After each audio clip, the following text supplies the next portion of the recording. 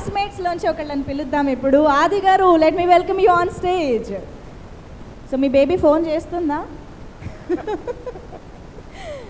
Okay. Hi అండి, అందరికీ నమస్కారం అండి. ఇక్కడ ఉన్న పెద్దలందరికీ కూడా, ఈ సక్సెస్ మీట్కి వచ్చిన ఆడియన్స్ అందరికి కూడా నమస్కారం. బేసిక్ ఇందులో నేను ఒక క్లాస్మేట్ అయితే క్లాస్ అయిపోయే వరకే తోడుంటాడు, క్లాస్మేట్ మాత్రం మనం ఏదో ఒకటి అయ్యే వరకు తోడుంటాడు వాడు. అదే వాళ్ళిద్దరి మధ్య చెప్పాలంటే, క్లాస్మేట్ అనేవాడు మహా అయితే 2 పెన్నులు ఉంటే ఒక పెన్ను మనకిస్తాడు, కానీ క్లాస్మేట్ మాత్రం అప్పు చేసేనే ఇస్తాడు వాడి దగ్గర లేకపోయినా.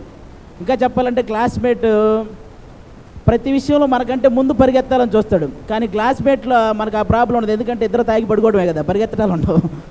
కాబట్టి నేను ఇందులో క్లాస్మేట్ని. నాతో పాటు సునీల్ గారు, సాయి ధర్మతేజ్ గారు, అప్పుడు మా ముగ్గురు కాంబినేషన్లో జరిగిన సీను ఎప్పుడు గుర్తు తెచ్చుకున్నా నాకు చాలా అప్పటికప్పుడు స్పాట్లో సునీల్ గారు దాన్ని ఇంప్రవైజ్ చేశాడు, ఒక డైలాగ్, అది చాలా బాగా ఇష్టం నాకు. థియేటర్లో కూడా నేను అంటే నాకు ఒక లవర్ ఉంటే, నీ లవర్ నేను అనుకో నన్ను ఫోన్ చేయమంటారు, నేను వెంటనే నా లవర్ తాగదండి అని గ్లాస్ తీసుకుంటాను, నీకు చెప్పు ఉండదని ఆయన తీసుకుంటాడు మళ్ళీ.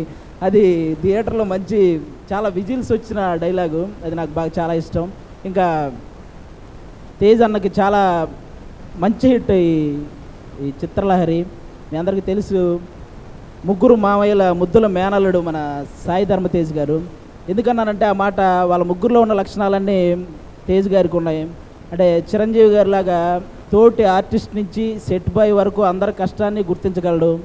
అలాగే మన నాగబాబు గారి లాగా ఇగో కానీ, మెగా ఫ్యామిలీ అనే యాటిట్యూడ్ కానీ, అలాగే కల్మషం లేని ఒక మనసు ఉంటుంది మన తేజ్ అన్నకి. అలాగే ఇక పవన్ కళ్యాణ్ గారి లాగా ఆ సహాయం చేసే గుణం ఉంది. ఇంకా చెప్పాలంటే ఆయనలాగే గడ్డం కూడా ఉంది ఈ సినిమాలో.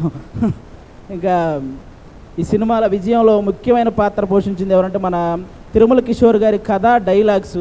ఈ సినిమా విజయానికి మెయిన్ కారణాలు ఫస్ట్ తిరుమల కిషోర్ గారి కథ, డైలాగ్స్. నెక్స్ట్ మన పోసాని గారికి, సాయి ధర్మతేజ్ గారికి మధ్య జరిగిన కాన్వర్జేషన్ కానీ, అలాగే సునీల్ గారు ఫస్ట్ టైం ఒక లెంగ్తీ రోలు, ఆయన హ్యూమర్తో చేసే ఆ కామెడీ కానీ, అలాగే నెక్స్ట్ వెన్నెల కిషోర్ గారి కామెడీ, ఇంకా మాలాంటి చిన్న చిన్న పాత్రలు, హీరోయిన్ పర్ఫార్మెన్స్, ఇవన్నీ కూడా మన చిత్రలహరి విజయానికి కారణాలు.